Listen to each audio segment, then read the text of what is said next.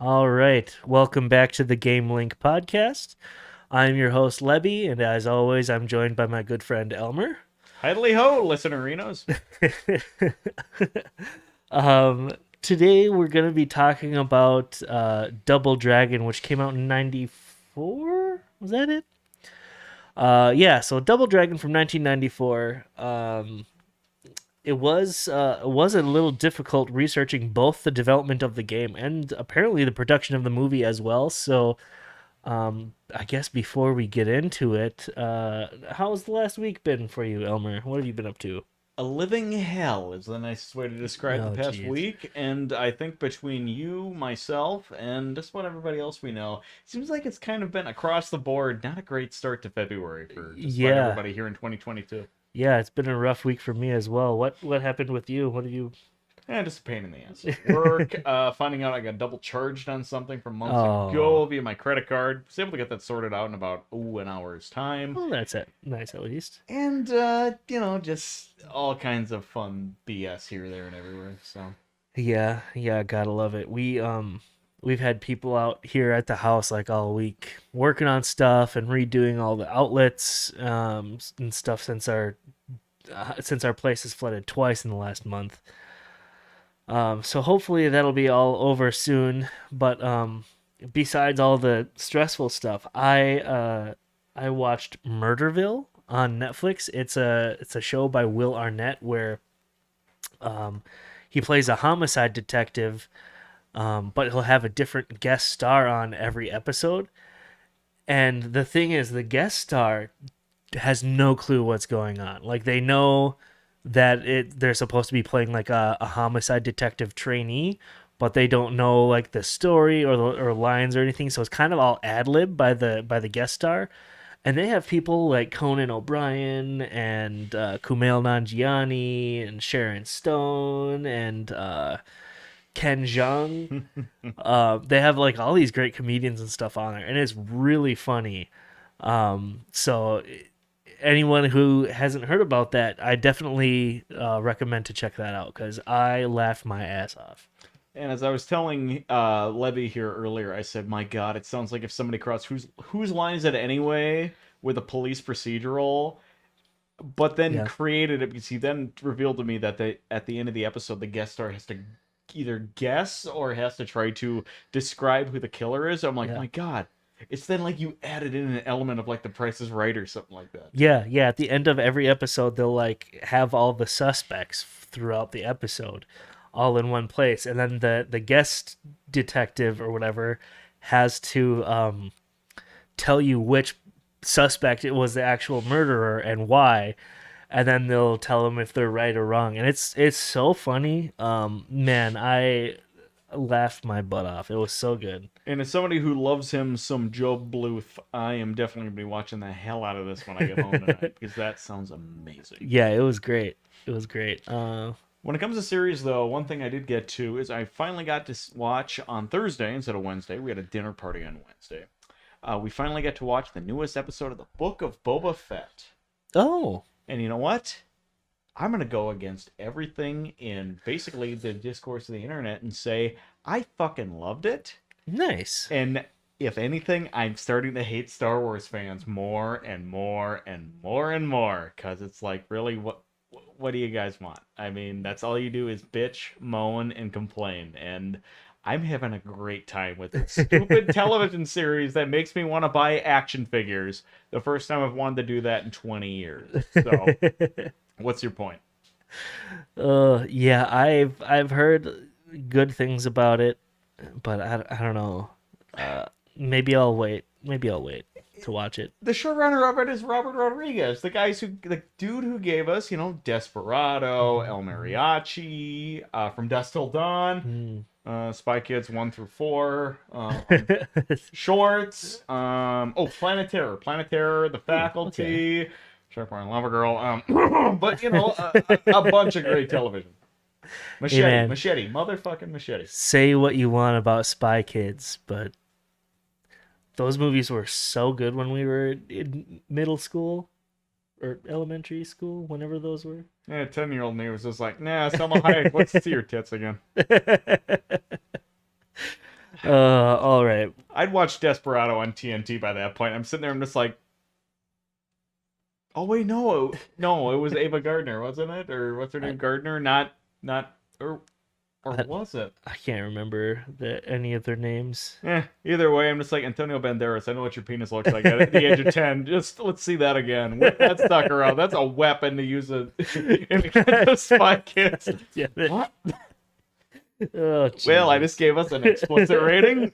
That's okay. 2 minutes into the episode. Sorry, guys. Jesus Christ. Okay. Anyway, this week, Double Dragon. So Double Dragon. um, so Double Dragon. I've played some Double Dragon, but I've never like beaten any of them. I absolutely love beat 'em up games though, like the side-scrolling beat 'em ups. Like Scott Pilgrim versus the World. That game. That's a beat 'em up, definitely inspired by Double Dragon. That is like one of my favorite games, just to like sit down and play with friends. So Okay, oh, we need to go into it quickly mm-hmm. because have you been playing it off of a boot drive or have you been playing it off of the new? I shouldn't say newly, but in terms of compared to when the hell you and I played it the last time. What, Double Dragon? No, Oh, Scott Pilgrim? because then they pulled that from the online store Yeah, for the longest time. yeah. It wasn't available on like the PlayStation Store or Xbox Marketplace or whatever. Because Ubisoft, I can't remember if they had some like licensing thing, whatever the reasoning was, they pulled it from the marketplace. But I had it downloaded on my PS3 this whole time. Um, so it's kind of interesting because like Anamanaguchi, the band that did the soundtrack for the game, they actually when they started a tour like right before COVID, they were reaching out on Twitter and stuff to people, being like, "Does anyone have a PlayStation 3 or an Xbox with the Scott Pilgrim game on it? Because we can't download it anymore."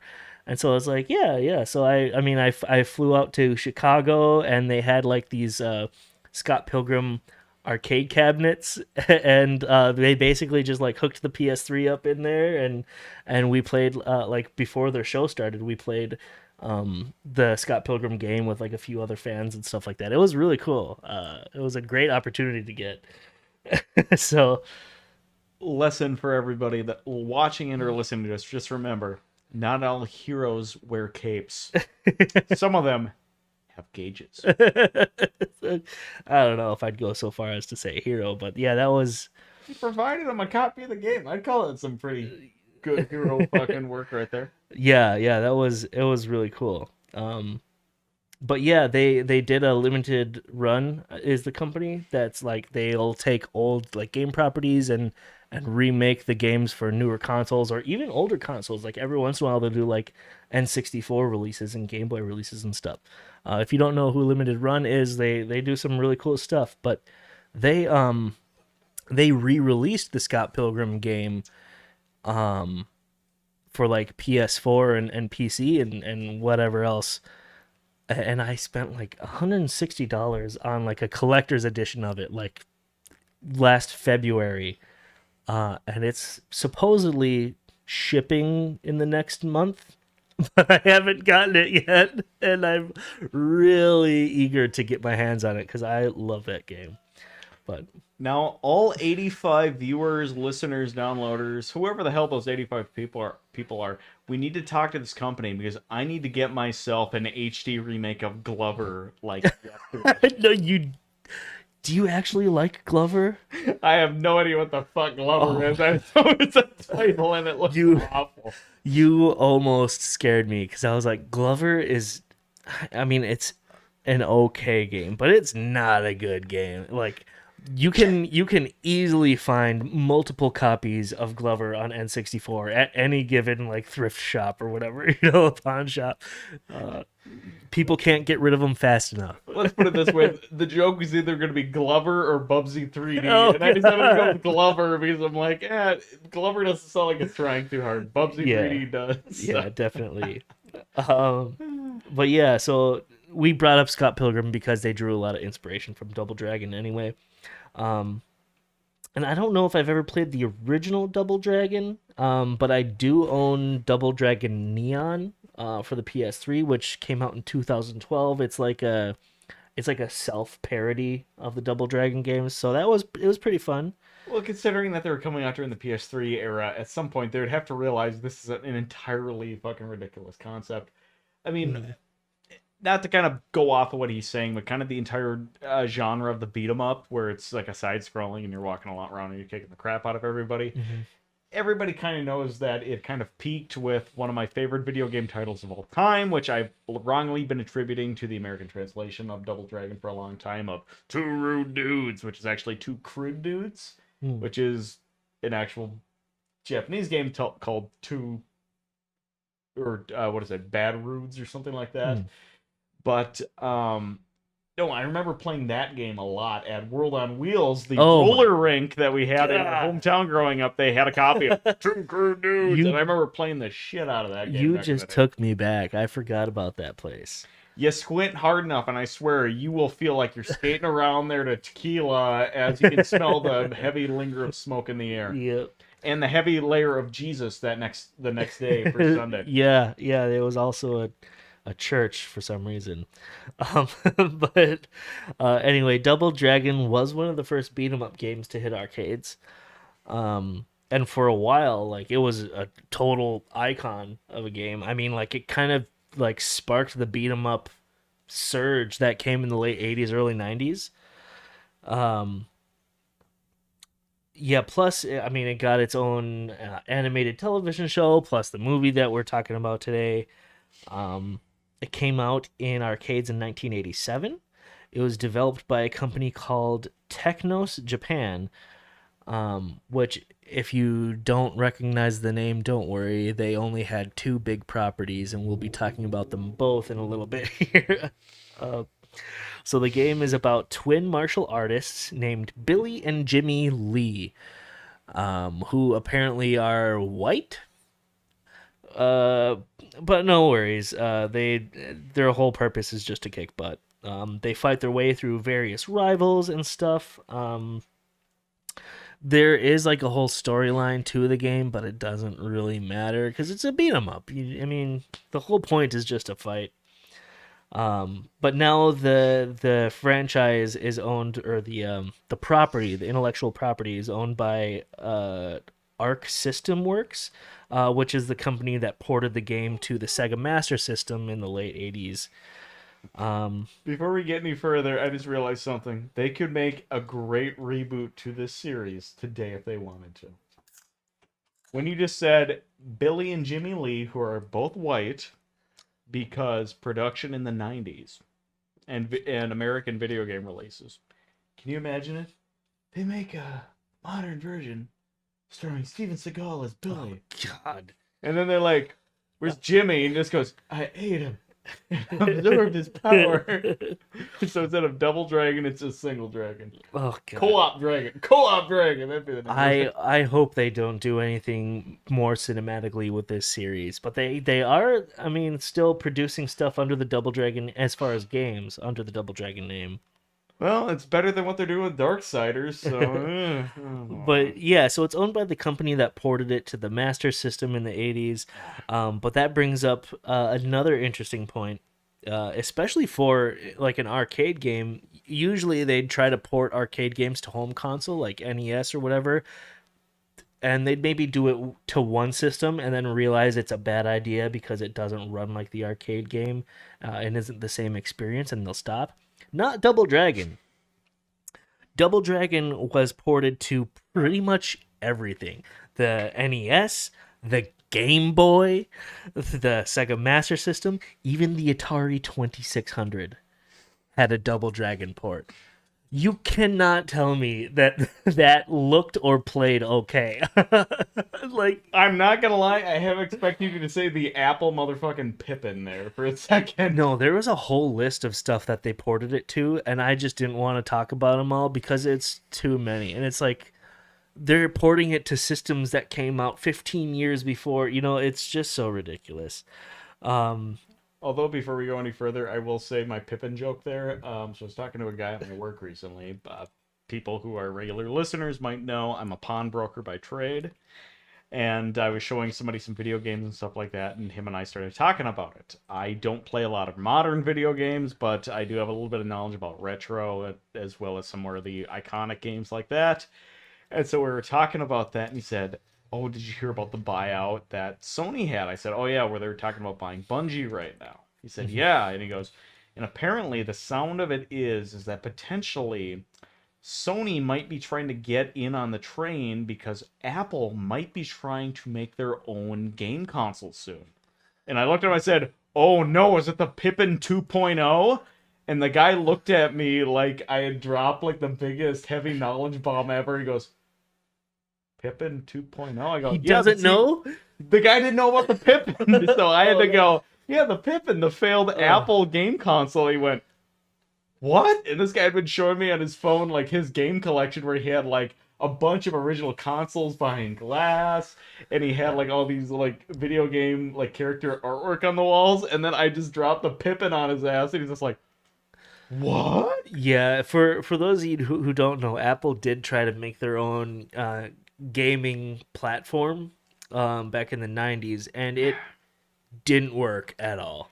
It was like a Dreamcast but with worse controls. Yeah, it was not good. But we can talk about that another day. My apologies. I just figured I'd drop that after I dropped the Pippin joke because I just remembered. I'm just like, oh shit, I got to bring that up on the video game Oh man. podcast about things. Yeah, no worries. Um, but I mean, back about Double Dragon, it was kind of difficult to find much information about the development of it. And there's been a lot of Double Dragon games, so I could find information about some, but they were all like the older ones that like came out after this movie and stuff. So I just figured I'd talk about what I could find, which was mostly from an interview with the director Yoshihisa Kishimoto. I am not going to be able to say that name very well, and I apologize. Um, but that guy, it was like in the late 80s, like everything he touched was gold. Like he could do no wrong. So he pretty much right after he started with the company Technos, he he made in the first 4 months he made a Japanese fighter called Neketsu Kuoha Kunio-kun, which I'm just going to be referring to as Kunio-kun from here on because that's too long. um, but Yep. he created this beat 'em up game 4 months after he started with the company, and it was such like a cash cow that it has over 30 titles in the series easily at this point. Is there an American? Okay, is there like an English translation of that title? No, but kind of. Let me explain. So this was a Japanese only game back in the late 80s. Um, After he made this game, within the same year, he directed and was able to produce Double Dragon, which did so well internationally that it became not only the company's but one of the industry's most popular titles, and he doubled his salary making this game. Um, it was he made the two biggest franchises Technos Japan would ever have. But unfortunately, it kind of like backed him into a wall with the company because they're like, this is gold. It's making us so much money. We don't want you to work on anything else besides these two titles. So he was with the company for 6 years before he left, because he just didn't. I mean, he was sick of it. Um, but now Technos is a dead company, so he's actually back working on both titles. He owns his own studio, well, which is really cool. So, an interesting thing about him is the whole idea of Double Dragon is somehow related to a bad breakup he had, like in when he was in school. He was apparently some sort of rebellious teenager when he was in school, partly because of like family issues, but mostly because of a bad breakup he had. Um, so he would get into fights on a regular basis, and he used these scenarios to create a pitch for the game to Technos, which was it was about the fights he had, and he was also a big fan of Bruce Lee's movie Enter the Dragon. So which kind of seems to be a recurring thing between like game creators. I think it was like Mortal Kombat was also the one where they really. Street Fighter. Oh yeah, Street Fighter, that was it. But yeah, everyone loves Bruce Lee for some reason. Um, but he Master martial artist, man. yeah, I mean it makes sense, especially if you're making fighting games. And on top of that, a lot of these guys who are making these games around the late 80s, early 90s, all of them grew up in movies that were from the late 60s, early 70s that are either repeated in cinemas or on TV and stuff like that. So they're going to Hmm. kind of see that kind of thing. So either Enter the Dragon or The Octagon or, you know, uh, just about anything with Bruce Lee Right, popping up, you're all of a sudden going, huh, maybe I do want to watch this movie. right. So he like kind of used his like big influences to pitch this game to Techno, which was about it was a single player fighter game created around a high school student that got into fights with local street toughs, you know, which ended up being turned into the first game, Kunio-kun. But I'm sure you can see the similarities between the two games because they're both pretty much about the same thing. He originally thought that Double Dragon would be a direct sequel to Konio-kun, um, but the higher ups wanted a two-player beat 'em up game with different graphics so that it would appeal more to international players. So it kind of just became its own thing, Double Dragon, which is like pretty much the same thing. Young kids who are little ruffians, fighting street thugs or whatever. Um, but yeah, I mean, it was a good move, I guess. Um, he he also said that some of the inspiration for Double Dragon specifically was Mad Max and Fist of the North Star, which you can kind of see in the movies as well. But even like the box art for the Famicom version of Double Dragon was like pretty much an exact copy of Fist of the North Star.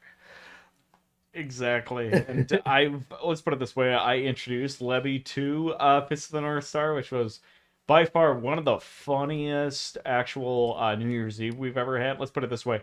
I was feeding him and some other friends of ours some alcohol, and I had a chopped off the tip of one of my fingers at the time. So I had really low blood count at that time, really low blood pressure. And we're all drinking and just having a great time watching that.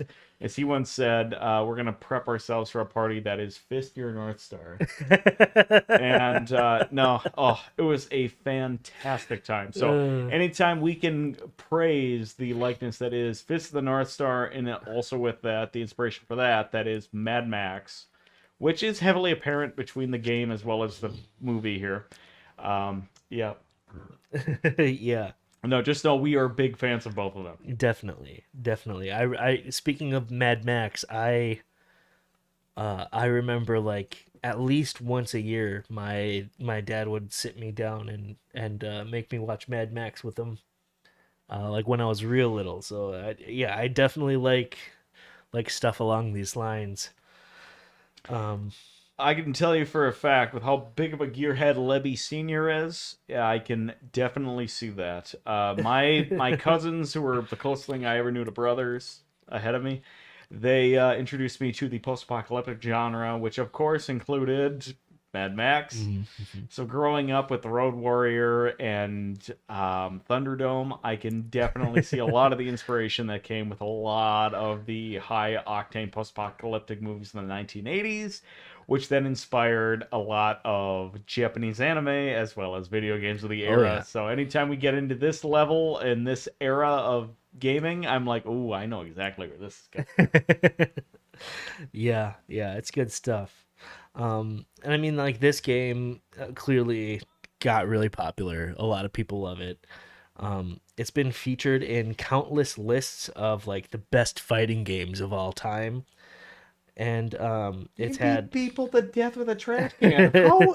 It was the yeah, first one to introduce that. How is that not the greatest game ever of all right. time? And I mean, it's had a lot of spin-offs and sequels. I mean, sadly, hey, they had that little rough patch when Kishimoto left the company. Um, but I mean, they eventually died, and so everything's all good now. I mean, we got the property seems to be back in hands of people who want to do stuff with it. So, But yeah, it was just kind of sad because he was just really tired of working on the same thing over and over, like constantly for years, and they like wouldn't let him do anything else. So yeah, he just left and created his own studio, and it worked out for him. So good on him. I'm just glad that the series is still a thing and he's still a part of it. So I mean, what other series can really say that about the original creators, kind of? Because you can't say the same thing about Metal Gear. You can't say the same thing about the Final Fantasy. oh no, Final Fantasy still has the original people. Oh, that's why it's You know. still so stale. Oh, Oh. we're about to fight, my friend. Take a shot at the king, sir, but just remember, don't miss. Yeah, no, there's a few games that still have like the original people on them, but they're usually like big title games. Um, Final Fantasy, Mario. yeah, Sonic, Mario, Zelda.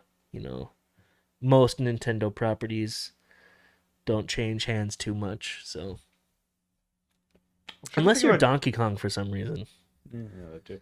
I was trying to think of a joke one, and I really couldn't think of one. I'm just like, what is one that he'd be like? If I say the name, he's gonna go, "You motherfucker," and actually full on throw down on me right now. Oh. I was saying, and that's why you people need to subscribe to either the Twitch channel or the Patreon, so you can watch him punch me in full on 4K. And I can't think of I anybody right now. I would never punch you, Elmer.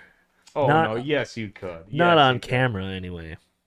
Eh, you really think I'm gonna resort that image to authorities? Come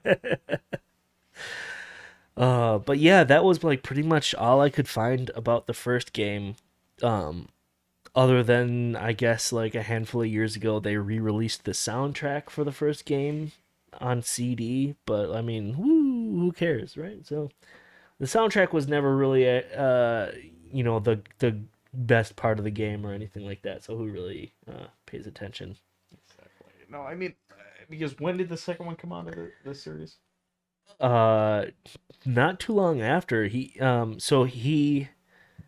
this was late 80s early 90s when they were making 2D games, like they could really just crank them out. So I think the shortest amount of time it would take him to make a game was like 4 months, and the longest it would take was like 12 months. So I don't know the dates exactly, but I'm sure he cranked out 3 or 4 games before this movie came out. I was just gonna make the joke. I'm just like, because I think I also remember at World on Wheels, because I know there's two rude dudes. There was the Avengers Marvel video game, and then there was Primal Rage. Those are the three I remember. And so I remember Double Dragon being next to two rude dudes, and I was gonna say, was it Double Dragon 1 or Double Dragon 2? I can't remember that, so I figured I'd ask you that. Yeah, I can't remember a whole lot. I honestly don't even remember the arcade cabinets that they had in that building, but I do remember the pinball machine. Hmm. Uh, but What was the yeah, pinball machine that you remember? I can't remember what one it was. I just remember playing it. I remember playing it a lot. I remember it being brown and gold. That's all I remember, which was Yeah, kind I of the could. aesthetic theme for most pinball machines of the era, so Yeah, that don't help. Mhm. yeah, I can't remember, but yeah, that I miss places like that, um, like old arcades. They just had a different charm than newer arcades do a little bit. So what you're saying is we need to do an actual live video where we walk around with a video camera and it's us going around like up down in Minneapolis here. I was just gonna say we should go to Up Down. Either that or we just have a game night at my place and we just stand on my 12-in-1 Midway machine and it's Archangel filming us as we're beating the as shit out of each other on that as game. you kick my ass in Mortal Kombat because I don't play fighting games very often. Oh, sweetie. The controls in that game are jacked up to shit. And let's put it this way, you're probably going to kick my ass. No, but I mean Up Down. So for those of you who don't live around the Twin Cities of Minnesota, Up Down is the barcade that we have here. It's a lot of fun. It's like a 5 minute drive from here, so we could definitely do that one of these days. That would be a lot of fun. Maybe if I can find some sort of portable. portable streaming solution, we could even Or I just do grabbed that. the 4K camera I bought at my work just a few weeks ago. We just film it and then we just post the video later for like an extra or something like Yeah, we could do that. that. Did I forget to tell you that I bought that? No, you told me. Oh, did I? I don't Yeah, remember. you told me. But yeah, so what if anything were you able to find out about the making of this movie? Oh man, this will Even be less you were interesting. able to find out on the game. So when it comes to this actual film, I've literally seen this movie twice before. Which The it was last my first time, so last time I saw it was 15 years ago. I'm 29 now. So that'll tell you that I was a goddamn freshman in high school the last time I saw this. so it had still been like a while after this movie came out. I saw this movie for the first time when I was about 10 years old at a birthday party. There was a sleepover, and I can definitely tell you right now that was the worst sleepover I've ever fucking had. But that's compared to the one where the time I had a marshmallow shoved up my ass. Ooh, that sounds fun. That was a good time then. Anyway, so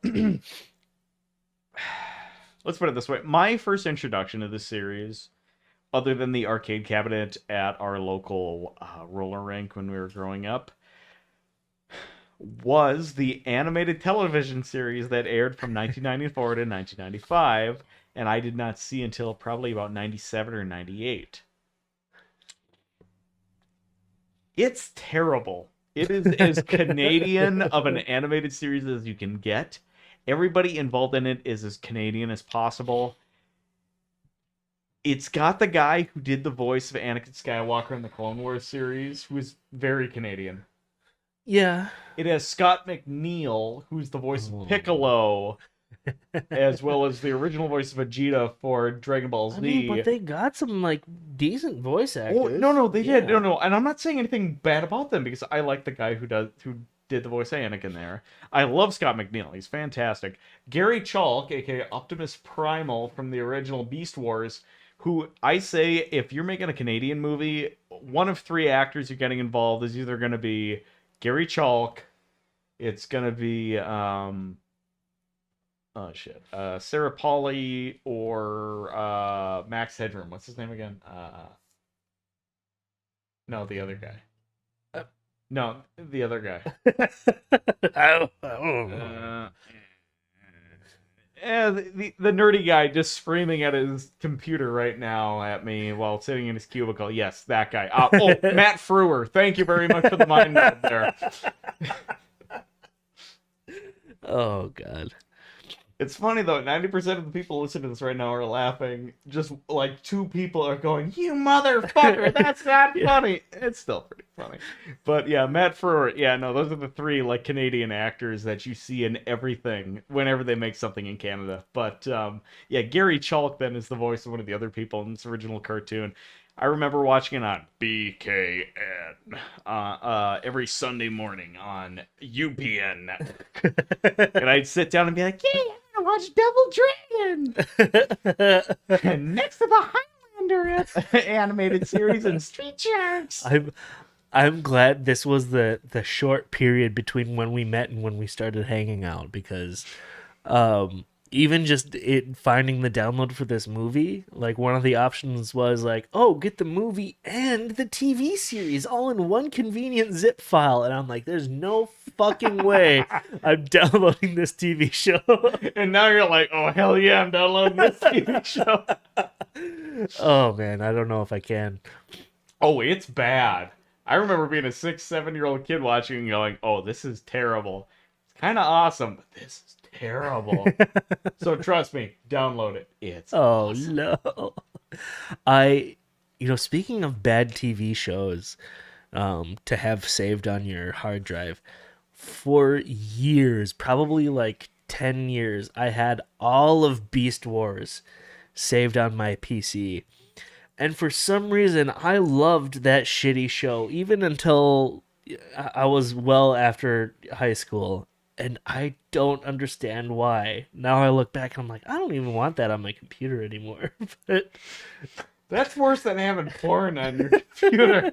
Can you imagine that? Of somebody at work who just randomly went on your computer. What would be worse? Them saying, "Hey, I found porn on Levy's computer. Or I found Beast Wars on Levy's computer." I think finding Beast Wars on my computer would be more shocking. Speaking of which, Scott McNeil, he's on that as Dinobot, as well as my name is Silverbolt. Silverbolt. God. Myself and another friend of ours, Ozzy, who may or may not make an inevitable appearance on this. I hope so. Oh, inevitably. But him and I, we found a VHS copy that he had of Fox Kids Saturday Morning from like the late 90s, and of it was the beginning of season 2 of Beast Wars. And us watching that, we're like, oh yeah, we loved this show when we were kids. We were like 13, 14 when the first time we watched this. Oh, Oh, yeah, I know that was like I think it was when I was like 16 or 17 was when I was like, man, I loved Beast Wars when I was in 3rd grade or whatever, like, man, I should rewatch that. And so I had a friend of ours like download it and burn it onto DVDs for me, and I mean, I still watched it for a long time, but yeah, oh boy. But anyway, sorry to go off on that tangent. Oh, no. You never be sorry to go off on that tangent when it comes to anything to do with the Transformers series. Because, I mean, dear God, they are coming out with the Beast Wars movie later this year. Which, with Ron Perlman playing Optimus Primal. okay, but that sounds pretty cool, though. Oh, no. I'm not making fun of it. I'm actually going, this sounds awesome. Yeah, we need to get drunk and go see it. Kind of like how we got drunk and went to go see Bumblebee. Which was actually a pretty good movie. It was. The 2018 remake? Oh, yeah. Yeah, pretty good. And on top of that, Ashley Spinelli from Recess was the mom in that. It's just like, we are way too old for our own good. We are so old that it's two dudes sitting in the back of a theater getting drunk and holding hands during a Transformers movie. How can we always end up holding hands during movies? At least it wasn't a popcorn bucket with a hole cut in the middle of it. I mean, Not yet, anyway. That's when the Raisinets fit more.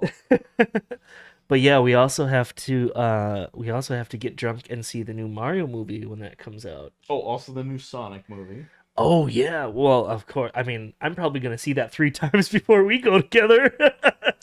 Also, the next Mortal Kombat movie, which they've already confirmed for next year. Yeah, we have to go see it, but I don't know. You sound like you're passing a kid and you're still with that. Oh yeah. Well, I guess like the last Mortal Kombat movie they made wasn't terrible. I mean, it was okay. It's just that it was just. Let's put it this way: when it was good, it was good. When it was bad, it was awful. Yeah. But anyway, sorry, we got really off track. Oh, my apologies. Double Dragon. Yeah, Double Dragon. So, if anything, I'm not gonna lie. Our discussion on Double Dragon is actually just how hard it was to watch Double Dragon, in that we were literally turning this movie off every 20 minutes and talking about or doing something else. Yeah. This movie was hard to concentrate on. It really was. It was hard to concentrate on, and it was just like hard to care about. Like, even when you were concentrating on it, it was like, why do we care? Yeah. Now here's the funnier part. It was even harder to research the production of the movie beyond even that it was for researching the production of the game. Everybody wiped their hands clean of this movie when they were done with it. Okay, so should we bring it up now or later? Jelly bean? We'll bring it up now. Okay, we'll bring it up later. No, we can bring it up now. Okay. The sound supervisor for this was credited as Jellybean Benenez. Jelly Bean. Yeah, they didn't even want to put their actual name on this. Everyone freaking else did. But the sound supervisor went, no, I'm good. Oh man, that's so good. Oh, that's so good. So when it comes to this movie, this is the only little bit of gleaming I could get off of the production on it.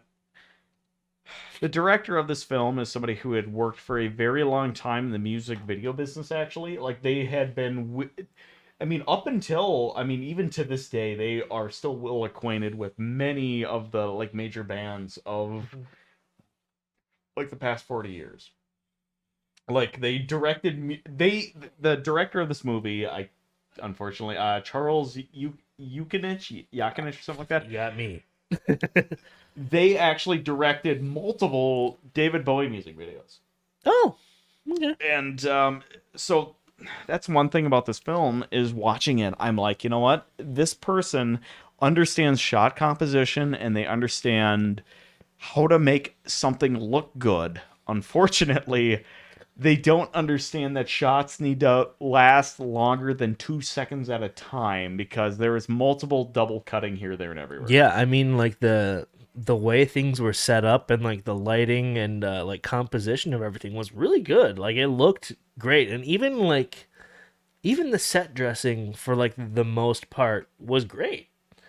But it just like I don't know how they could mess it up so bad. Hey, do me a favor. Look at the timestamp right now. Unfortunately, Okay. I gotta go drain the double dragon, so my apologies. All right, no worries. I'll see if Sorry. it's okay. All the people watching, all the one person watching live, like, oh, camera. Just remember, $50 a month. I'll do it in a 5-gallon bucket. No. All right, he's back, everyone. Sorry about that, folks. Ugh. Also, by the way, Levy, you guys are getting low on toilet paper. You might want to add that to the Amazon shopping list. Oh no, we got more. We got more. No worries. I'll just have to put it out. So yeah, what else were you able to Basically, when it comes to this production, there are 2 quotes to it that really kind of stuck with me on it. And these are also 2 of the only things I could kind of get a gleam off of. So the director of it, he went into this going, kids are the ones who are playing it. I want to turn this into a kid's film.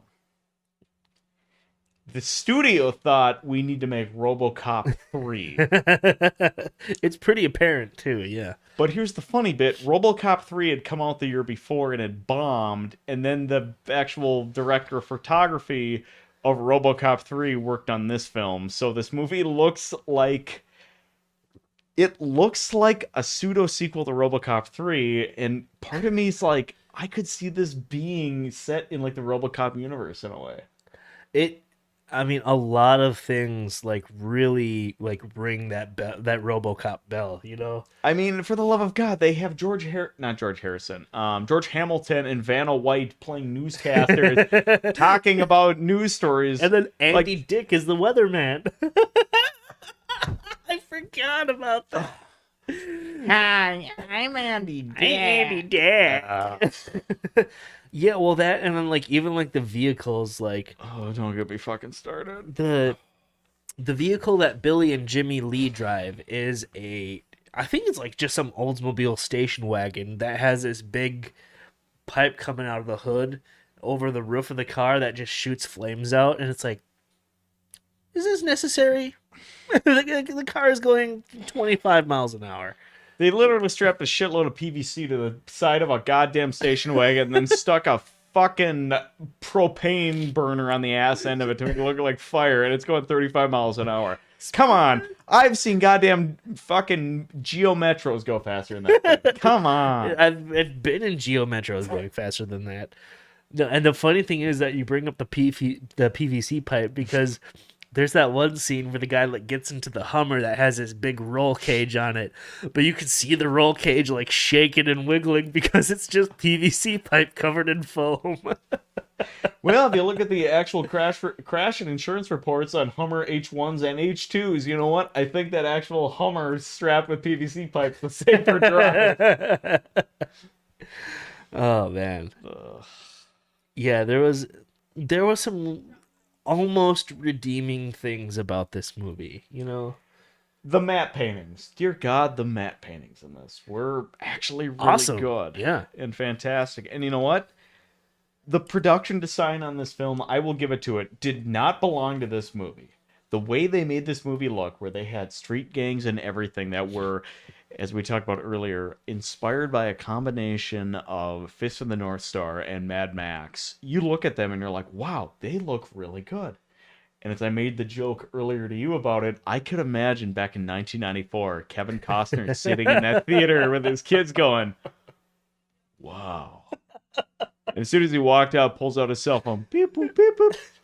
Hey, Kevin Reynolds, I got a great idea.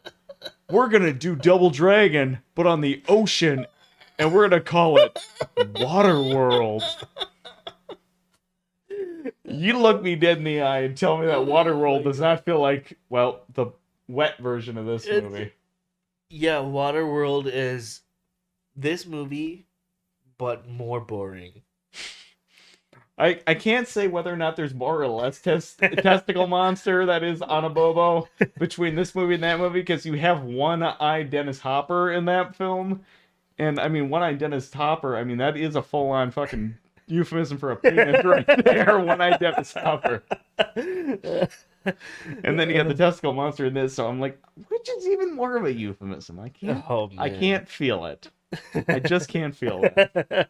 Pun intended. Speaking of puns, God, this movie has a lot of really bad puns. When Robert T-1000 Patrick turns and looks at Al Jeong, and I can't remember the other, Al Leong, and I can't remember the other guy's name, and he looks at him and goes, Huey, Lewis, what's the news? That was the moment I could feel the soul of Lebby leaving its body right there. When stuff like that happens in a movie, it is so hard for me to keep myself from just you know, like what was the one where he closes a guy's ponytail in a briefcase and locks it, and he goes, "This guy's the total head case." Yeah, or although I will say one of the only funny scenes in the rest of the movie was then Al Leong, who then has his actual hair closed into his ponytail, closed in a hard actual suitcase, holding this heavy ass suitcase over his shoulder while dumping out gasoline. I'll admit that was actually kind of funny.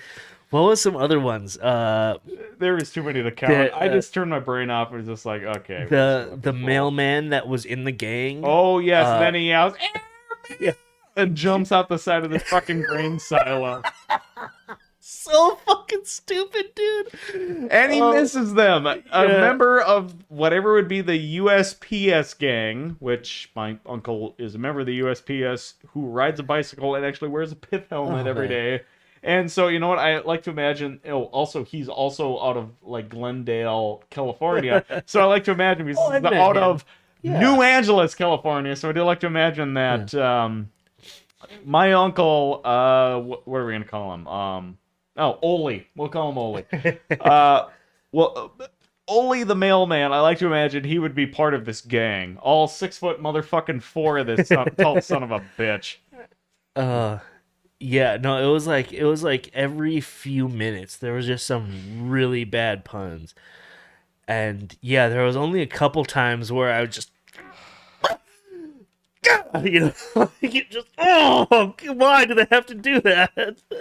So I'm going to say this quickly. The last little bit of production I could find on this was actually a quote by Robert Patrick, who is a fantastic character actor who's done everything, most famously from playing the T-1000 in Terminator 2.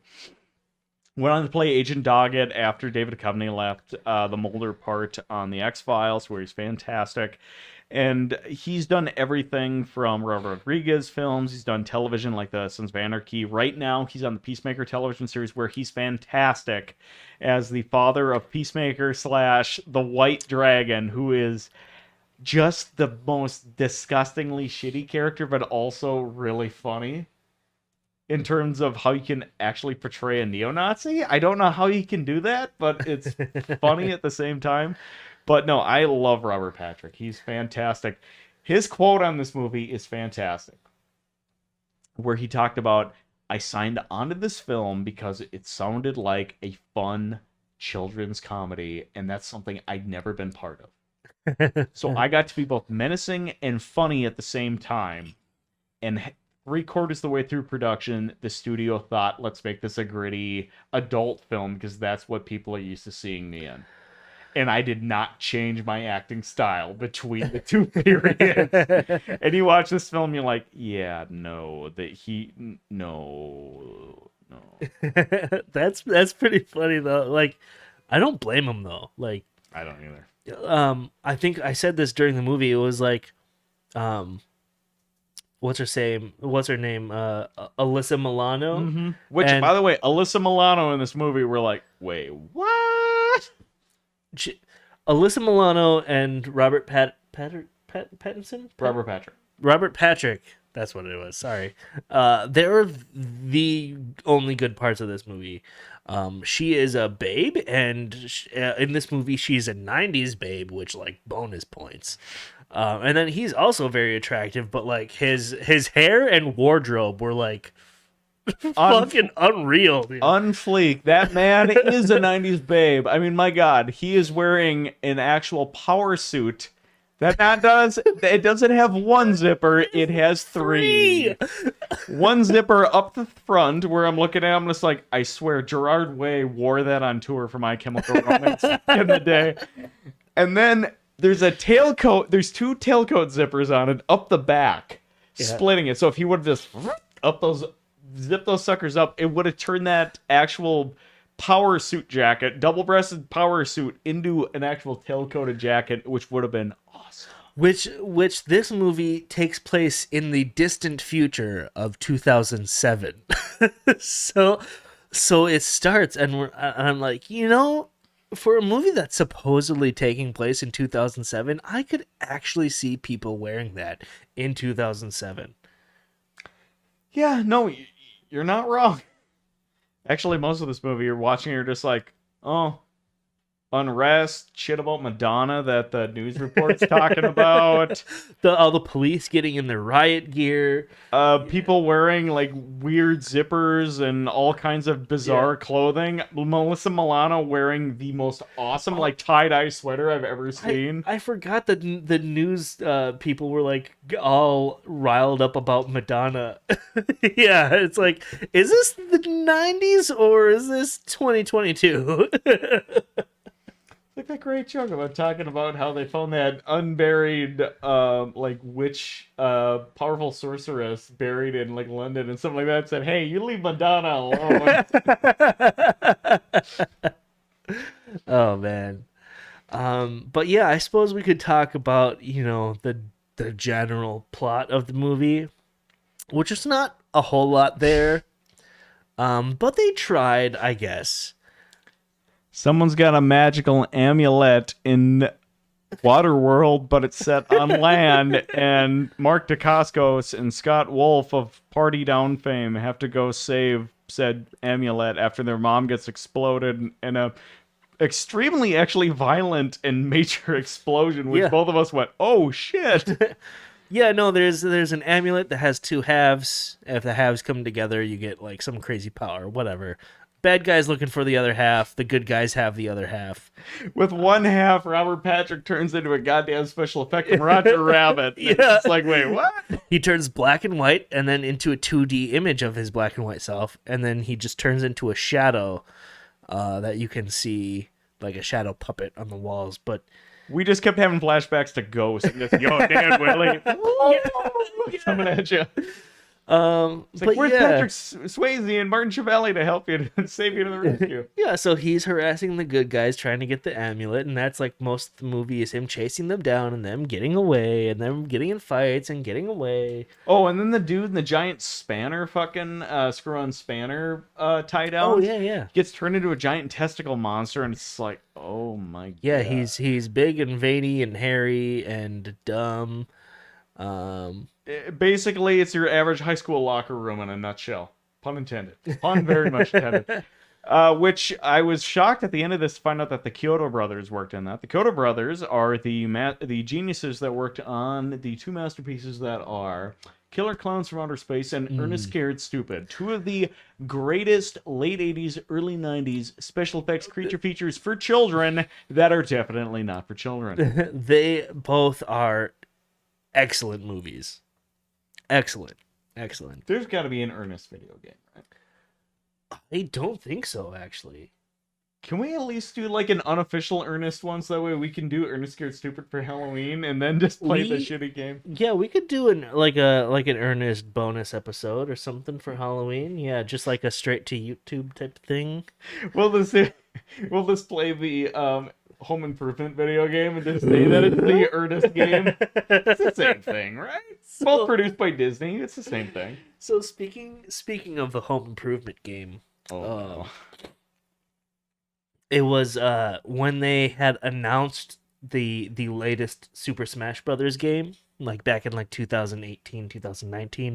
It was before it had come out, and everyone on the internet is speculating at which characters are going to be in the new game. And I was adamant on Twitter and Facebook that the Home Improvement video game for the Super Nintendo is a Nintendo property at this point. Confirmed. We we have what's his name? Tim Tim the Toolman Taylor. Tim the Toolman Taylor in Super Smash Brothers. Well, I was gonna say, with how often we see Mario taking mushrooms, I can honestly say he's done more drugs on screen than Tim motherfucking cocaine dealing felon Allen has ever done on screen, so. Oh, Tim racist cocaine dealing Allen. Oh yeah, don't get me started on that guy. I can only get saddled with about a third of that content right there, and it's definitely not the racist, and it's definitely not the Tim Allen part. Yeah. But anyway, sorry to get off track. The movie eventually, it ends in this big fight between the good guys and the bad guy. And, a lot of puns and cheesy 80s action. Later, the good guys have both amulets and they kick the bad guy's butt. And then, the movie ends. Like, at one point, there was like a setup for like a kiss between Mark Dacascos and Alyssa Milano, but it never happened. We need to say, just so people remember, Mark Dacascos, the master chef from Master Chef from Food Network, as one of my favorite, Iron Chef, Master Chef from Iron Chef, and he has one of my favorite quotes of all time, one of my favorite YouTube videos. And this week, your ingredient is dramatic film music, and all of a sudden, whoosh, the lids get pulled off, and it's all of these different European, Asian, North American, Australian, African, just beers of all kinds. And he just goes, beer! And to hear that he apparently has not got renewed on the show since 2018 makes me a little sad. But at the same time, I'm like, 2019, you were the main villain in John Wick 3. That's true. Which also a great movie. But the biggest question is, do you think he's really dead in that? And could we potentially see him in John Wick 4? I mean, there's always a possibility, but potentially we might see Common in John Wick 4. So ooh. To save them, we had to stitch Common and Mark Dacascos together. Oh boy. Okay, that is one remake of the two-headed thing I would love to see. But, well, should we finish up? We should probably start getting in there. My apologies if just sidetracked, but this is just such an uninteresting and just a Yeah, terrible movie. this is one of those movies where you want to think about anything else. The So main reason I suggested to Levy last week that we need to do this one is because, no joke, after the release of Mario Brothers, people went, okay, we might have been too hard on Mario Brothers. This may be the worst video game movie ever made. yeah, it's pretty bad. And it stayed that way up until Yuva Bowl came along. This was considered to be the Oh worst. man, we still haven't watched any Yuva Bowl movies. I know it's all an uphill battle slash. Ugh. It's still a kidney stone in the works at this point. I just wanted to get this one out of the way because I figured, okay, I mean, there's got to be some elements to it that might be fun. You know, it's cheesy acting, it's some really good character actors. It still has production design. It still has a budget behind it. Yeah, How bad would it be? And bad. unfortunately, this one, at Bad. least Mario Brothers, that has a cult following behind it now because you can see it with the love and care that went into production. Yeah. At least the production design. I mean, we at least could have fun with that one, you know? We talked about everything that wasn't this movie. Yeah. So on that note, Elmer, I think I know what you're gonna say, but bop or flop, and Flop. why? I didn't even have to finish. What flopped about it? Be and try to be more specific than just everything.